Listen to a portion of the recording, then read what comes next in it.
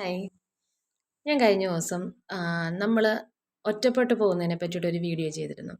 നമ്മൾ ഇന്റേണലി നമ്മൾ സ്വന്തമായിട്ടാണ് നമ്മുടെ വിഷമങ്ങൾക്ക് കാരണമാവുന്നതെന്നും അത് മാറ്റിയെടുക്കാൻ നമ്മളെക്കൊണ്ട് മാത്രമേ സാധിക്കുള്ളൂ എന്ന് പറഞ്ഞപ്പോൾ ചിലർ പറയുണ്ടായി, അത് ഞാനൊരിക്കലും ഒറ്റപ്പെട്ടു പോയിട്ടില്ലാത്തതുകൊണ്ടാണ് സ്വയം അങ്ങനെ കുറ്റപ്പെടുത്താൻ പറ്റുന്നത്.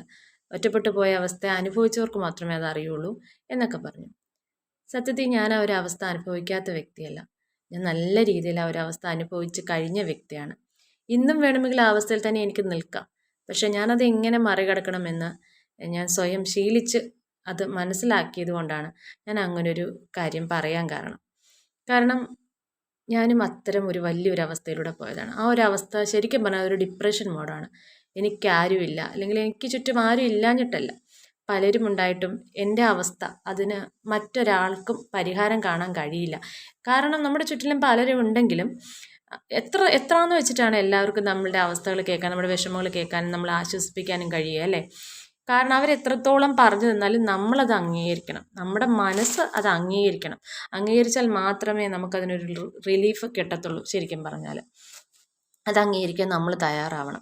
അത് അംഗീകരിക്കാൻ നമ്മൾ തയ്യാറാവണമെങ്കിൽ അത് ഇൻറ്റേർണലി നമ്മൾ സ്ട്രോങ് ആയാൽ മാത്രമേ നമുക്കതിന് കഴിയുള്ളൂ. ഞാൻ എങ്ങനെയാണ് ആ ഒരു അവസ്ഥയിൽ നിന്ന് റിക്കവർ ആയതെന്ന് ചോദിച്ചാൽ, ഒരു ചെറിയ ഒരു ടിപ്പേ ഉള്ളൂ. കാരണം ചിരിക്കാൻ പഠിക്കുക എന്നുള്ളത്, അതായിരുന്നു ഞാൻ ചെയ്തത്. ചിരിക്കാൻ പഠിക്കുക, ഉള്ളിൽ നിന്ന് ചിരിക്കുക. അതാണ് ഏറ്റവും നമ്മുടെ ഉള്ളിലെ ആ സ്ട്രെസ്സ് കുറയ്ക്കാനായിട്ട് ഏറ്റവും നല്ല മാർഗ്ഗമെന്ന് ഞാൻ മനസ്സിലാക്കി.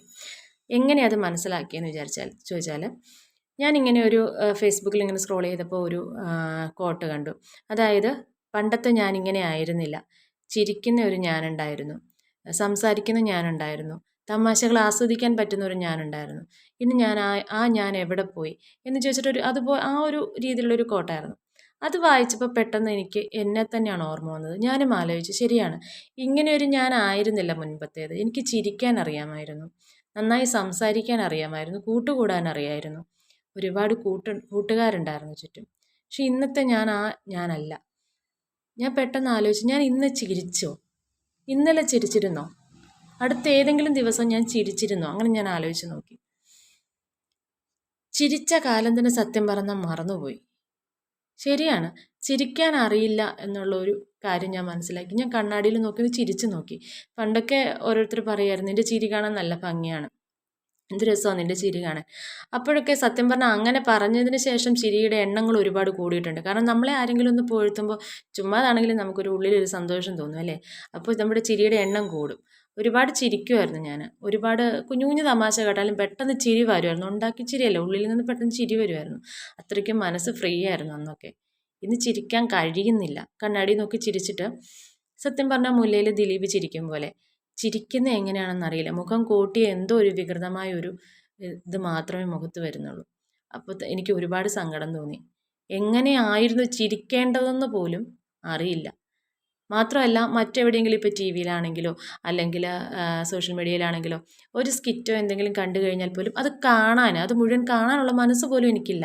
സ്കിപ്പ് ചെയ്ത് കളയുക എന്നുള്ളതാണ് മെയിനായിട്ട്. അതിൽ തമാശയുണ്ടോ ഒന്നും അറിയില്ല. കാരണം ഒന്ന് ഫുള്ളായിട്ട് കാണില്ല. ഒന്ന് ശകലം കണ്ടു, സ്കിപ്പ് ചെയ്ത് അങ്ങോട്ട് ഓടിച്ച് വിട്ട് കളയുക എന്നുള്ളതാണ്. കാരണം നമ്മുടെ മനസ്സ് അവിടെയെങ്ങും നിൽക്കുന്നില്ല എന്നുള്ളതാണ് മെയിനായിട്ടുള്ളൊരു കാര്യം. നമ്മുടെ മനസ്സൊന്ന് ഫ്രീ ആയാലല്ലേ നമുക്ക് എവിടെയെങ്കിലും ഒന്ന് എൻഗേജ്ഡ് ആവാൻ പറ്റുള്ളൂ അല്ലേ? മനസ്സ് ഫ്രീ ആകുന്നില്ല. മനസ്സിൽ മറ്റ് പല ചിന്തകളും, നമ്മുടെ വിഷമതകളും നമ്മുടെ അവസ്ഥകളും ഇത് തന്നെ ചിന്തിച്ച് നമ്മുടെ മനസ്സ് മറ്റൊന്നിലേക്കും ഡൈവേർട്ട് ആവുന്നില്ല. അതാണ് ഞാൻ മനസ്സിലാക്കിയ ഒരു കാര്യം. എനിക്കതിൽ നിന്ന് മാറണമെന്ന് ഒരുപാട് തോന്നി. കാരണം പഴയ ചിരിക്കുന്ന ഞാൻ കണ്ണാടിയിൽ നോക്കിയിട്ട് എനിക്ക് എന്നെ തന്നെ മനസ്സിലാവുന്നില്ല. അപ്പോഴാണ് ഞാൻ മനസ്സിലാക്കിയത്, എന്നും ഈ കണ്ണാടിയിൽ ഞാൻ നോക്കിയിരുന്നു, പൊട്ട് തൊട്ടിരുന്നു, കണ്ണെഴുതിയിരുന്നു. പക്ഷെ അപ്പോഴൊന്നും ഞാൻ എന്നെ സൂക്ഷിച്ച് നോക്കിയിരുന്നില്ല. പഴയ എൻ്റെ ഒരു രൂപം പോലും ഇല്ല, കാണാൻ ഒരു ഭംഗിയുമില്ല എന്ന് വെച്ചാൽ അതിലേക്ക് നോക്കുമ്പോൾ എനിക്ക് തന്നെ വിഷമം തോന്നി. കാരണം ഇങ്ങനെയൊരു ഞാൻ ആയിരുന്നില്ലല്ലോ മുമ്പ് എന്ന് തോന്നി. ഇതിനു മുമ്പ് ഞാൻ ശ്രദ്ധിച്ചിട്ടില്ല. പല ദിവസങ്ങളിലും ഞാൻ എന്നെ ശ്രദ്ധിച്ചിരുന്നില്ല എന്നപ്പോൾ എനിക്ക് മനസ്സിലായി. പിന്നീട് ഞാൻ പതിയെ എന്നെ ശ്രദ്ധിച്ചു തുടങ്ങി. ശ്രദ്ധിക്കുക മാത്രമല്ല, കണ്ണാടി നോക്കുമ്പോൾ ഞാൻ ചിരിക്കാൻ ശ്രമിച്ചു തുടങ്ങി. ആ പഴയ ചിരി എവിടെയെങ്കിലും വരുന്നുണ്ടോ എന്ന് ശ്രദ്ധിച്ചു തുടങ്ങി. അങ്ങനെ പതുക്കെ ചിരിച്ച് കണ്ണാടിയിൽ നോക്കി ചിരിച്ച് എൻ്റെ ചുണ്ടുകളൊക്കെ ഒന്ന് ഫ്ലെക്സിബിളായി. എൻ്റെ കവിളുകളും ചുണ്ടുകളും ഒക്കെ ഒന്ന് ഫ്ലെക്സിബിളായി. ചിരിക്കാൻ പാകത്തിന് എന്തോ ഒരു റിലീഫ് അവർക്ക് കിട്ടിയതുപോലെ തോന്നി. അങ്ങനെ പിന്നീട് ഞാൻ ഫേസ്ബുക്കിലൊക്കെ നോക്കുന്ന സമയത്ത് ഓരോ കോമഡികളും തമാശകളൊക്കെ കാണുമ്പോൾ എനിക്കത് ഒരുപാട് സ്കിപ്പ് ചെയ്യാതെ ഞാൻ കാണാൻ തുടങ്ങി. അത് മനഃപൂർവ്വം ചെയ്തതല്ല. പതിയെ പതിയെ ഞാൻ അത് കാണാനും ചിരിക്കാനും അത് ആസ്വദിക്കാനും തുടങ്ങി. ആ ഒരു മാറ്റം പെട്ടെന്ന് ഞാൻ ശ്രദ്ധിച്ചു. കാരണം എനിക്കപ്പോൾ ഒരു കാര്യം മനസ്സിലായി. മറ്റൊരാളുടെ മുമ്പിൽ അല്ലെങ്കിൽ മറ്റൊരാളെ കാണിക്കാൻ വേണ്ടി അല്ലാതെ സ്വയം കണ്ണാടിയിൽ നോക്കി ചിരിച്ചപ്പോൾ പോലും മനസ്സൊന്ന് റിലീഫായിട്ടുണ്ടെങ്കിൽ, മനസ്സൊന്ന് ഡൈവേർട്ടായിട്ടുണ്ടെങ്കിൽ, ചിരിക്കാൻ ശ്രമിക്കുകയും ഞാൻ എൻ്റെ മുഖത്തേക്കും എൻ്റെ ഒരു അപ്പിയറൻസിലേക്കും ഞാൻ ശ്രദ്ധിച്ചപ്പോൾ തന്നെ എൻ്റെ മനസ്സ് മറ്റുള്ള പലതിലേക്ക് എൻഗേജ്ഡ് ആക്കാനായിട്ടോ ഒക്കെ എനിക്ക് പറ്റുന്നുണ്ടെങ്കിൽ ശരിക്കും അത് ഞാൻ അറിഞ്ഞൊന്ന് ചെയ്യുകയാണ് എനിക്ക് എത്രത്തോളം മാറ്റം കൊണ്ടുവരാൻ കഴിയുമെന്ന് ഞാൻ ചിന്തിച്ചു. അങ്ങനെ ഞാൻ കുറേ കൂടുതൽ റീൽസും ഒരാവശ്യമില്ലാത്ത റീൽസൊന്നും എനിക്ക് കാണാനൊന്നും ഇഷ്ടമുള്ള ആളായിരുന്നില്ല. പക്ഷെ ഞാനതൊക്കെ കാണാനും അതുപോലെ തന്നെ ചെയ്ത് നോക്കാനും ഒക്കെ തുടങ്ങി. ആദ്യമൊക്കെ ചെയ്തൊന്നും ഞാൻ പബ്ലിഷ് ചെയ്തിരുന്നില്ല. കാരണം എനിക്ക് തന്നെ അറിയാം, ഈ ഫേസിൽ ഞാനൊരു റീൽ ചെയ്താൽ, ഒരു പാട്ടിൻ്റെ ഒരു സോങ്ങിൻ്റെയോ ഡയലോഗിൻ്റെ എന്തെങ്കിലും റീൽസ് ചെയ്താൽ മറ്റുള്ളവർ കണ്ടാൽ കളിയാക്കും എന്നൊക്കെ എനിക്കറിയാം. നെഗറ്റീവ് കമൻറ്റ്സ് വരും, വീണ്ടും ഞാൻ ഡൗൺ ആവുമെന്നറിയാം. എന്നാലും ഞാൻ കുറേ തന്നെത്താനെ ചെയ്തു, പബ്ലിക്കാക്കാതെ ചെയ്തു. പിന്നീട് ചെറുതായിട്ടൊന്ന് പബ്ലിക്കാക്കി നോക്കി. അപ്പോൾ ഒരുപാട് നെഗറ്റീവ്സ് വന്നില്ല. അപ്പോൾ കൂടുതൽ ചെയ്തു. എൻ്റെ മനസ്സ് ഞാൻ അതിൽ കുറച്ച് എൻഗേജ്ഡ് ആക്കി. നമ്മൾ പറയും, നീ കൂടുതൽ ചിന്തിക്കാതിരിക്കാനായിട്ട് എന്തെങ്കിലുമൊക്കെ കാര്യങ്ങൾ കൂടുതൽ ചെയ്തുകൊണ്ടിരിക്കുക. നമുക്ക് പ്രത്യേകിച്ചൊന്നും ചെയ്യാൻ പറ്റാത്ത അവസ്ഥയെ ആണ് നമ്മൾ ഇരിക്കുന്നതെങ്കിൽ നമ്മുടെ ശരീരം അല്ലെങ്കിൽ കൈകൾ ഒന്നും എൻഗേജ്ഡ് ആക്കണമെന്നില്ല. നമ്മുടെ മനസ്സാണ് എൻഗേജ്ഡ് ആക്കേണ്ടത്. മനസ്സാണ് മറ്റു പലതിലേക്കും ഡൈവേർട്ട് ആകേണ്ടത്. അതല്ല നമ്മൾ കൂടുതലും മറ്റെന്തെങ്കിലും ജോലികൾ ചെയ്യുകയാണെങ്കിൽ പോലും നമ്മുടെ മനസ്സൊരിക്കലും ആ ജോലിയിൽ ഉറച്ചു നിൽക്കല്ല. നമ്മുടെ കൈ യാന്ത്രികമായി ആ ജോലി ചെയ്യും. പക്ഷെ നമ്മുടെ മനസ്സ് അപ്പോഴും ചിന്തിച്ചുകൊണ്ടേയിരിക്കും നമ്മുടെ വിഷമതകളെ പറ്റിയിട്ടല്ലേ. അപ്പം നമ്മുടെ ആ മൈൻഡാണ് മാറേണ്ടത്. അപ്പോൾ നമ്മൾ ഈ ജോലി ചെയ്യുമ്പോഴും അല്ലാത്തപ്പോഴും നല്ല കാര്യങ്ങൾ, നമ്മുടെ പ്രശ്നങ്ങൾ അല്ലാണ്ട് മറ്റു കാര്യങ്ങൾ ചിന്തിക്കാൻ നമുക്ക് പറ്റുന്ന ഒരവസ്ഥയാണ് ഫ്ലെക്സിബിലിറ്റി എന്ന് പറയുന്നത്. നമ്മുടെ മനസ്സിൻ്റെ ഫ്ലെക്സിബിലിറ്റി, അതിലേക്ക് നമ്മൾ എത്തിച്ചേരുക. അതാണ് ഏറ്റവും വലിയ സക്സസ് ആയിട്ടുള്ളൊരു കാര്യം.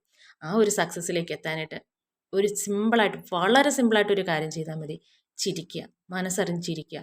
വേറെ ആരെയും നോക്കി ചിരിക്കാനില്ലെങ്കിൽ കണ്ണാടിയിൽ നോക്കി സ്വയം ചിരിക്കുക. കണ്ണാടിയിൽ നോക്കി നമ്മൾ സുന്ദരനാണോ അല്ലെങ്കിൽ സുന്ദരിയാണോ എന്ന് നോക്കാനും നമ്മൾ തന്നെ ഒന്ന് ശ്രദ്ധിക്കുക. നല്ല രീതിയിലാക്കാൻ നമ്മൾ ശ്രമിക്കുക. ആക്കിയതിന് ശേഷം നമ്മൾ സ്വയം നമ്മളെ ഒന്ന് അപ്രീഷിയേറ്റ് ചെയ്യുക. നല്ല ഭംഗിയുണ്ട് കേട്ടോ എന്ന് നമ്മളോട് തന്നെ പറയുക. നമ്മൾ തന്നെ നമ്മളെ ഒന്ന് ആസ്വദിച്ച് നോക്കുക. മറ്റാരും വേണ്ട, നമുക്ക് നമ്മൾ തന്നെ മതി നമ്മളെ ഒന്ന് തിരിച്ചു കൊണ്ടുവരാൻ.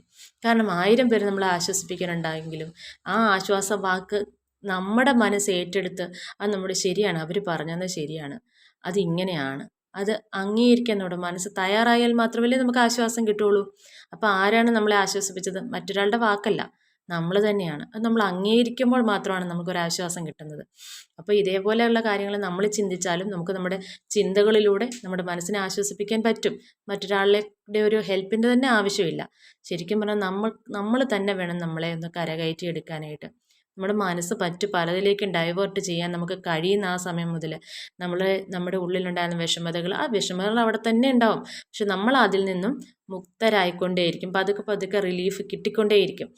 ആ ഒരവസ്ഥയിൽ നമുക്ക് പുറത്തിറങ്ങിയാലും മറ്റൊരാളെ കാണുമ്പോൾ നമുക്ക് ചിരിക്കാൻ സാധിക്കും. ഇതിനു മുമ്പ് നമുക്ക് ചിലപ്പോൾ സാധിച്ചെന്ന് വരില്ല. ആര് നോക്കിയാലും ആര് ചിരിച്ചാലും ചിലപ്പോൾ ചിരിച്ച് കാണിച്ചെന്നിരിക്കും, ചിലപ്പോൾ ചിരിച്ചില്ലെന്നിരിക്കും. ഈ ചിരി ചിലപ്പോൾ യാന്ത്രികമായിട്ട് ചിലപ്പോൾ ചെയ്തെന്നിരിക്കും. സംസാരിക്കാൻ നമുക്ക് പറ്റിയെന്നേ വരില്ല. എനിക്കൊന്നും പറ്റില്ലായിരുന്നു. ആരെങ്കിലും എന്തെങ്കിലും ചോദിച്ചാൽ തന്നെ എനിക്ക് ഇറിറ്റേഷനോ ഉത്തരം പറയാൻ എനിക്ക് വരുന്നില്ല. കാരണം അത്രത്തോളം ഞാൻ ഡിപ്രസ്ഡ് ആയിരുന്നു, അത്രത്തോളം മനസ്സ് ഡൗൺ ആയിരുന്നു. ഒന്നും ആരും ചോദിക്കല്ലേ എന്ന് കരുതിയിട്ടാണ് പുറത്തു പോലും ഇറങ്ങുന്നത്.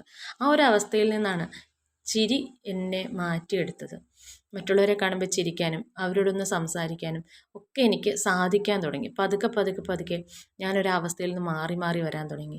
പിന്നീട് എൻ്റെ വിഷമതകളെയും നോക്കി എനിക്ക് അതുപോലെ ചിരിക്കാൻ സാധിച്ചു എന്നുള്ളതാണ്.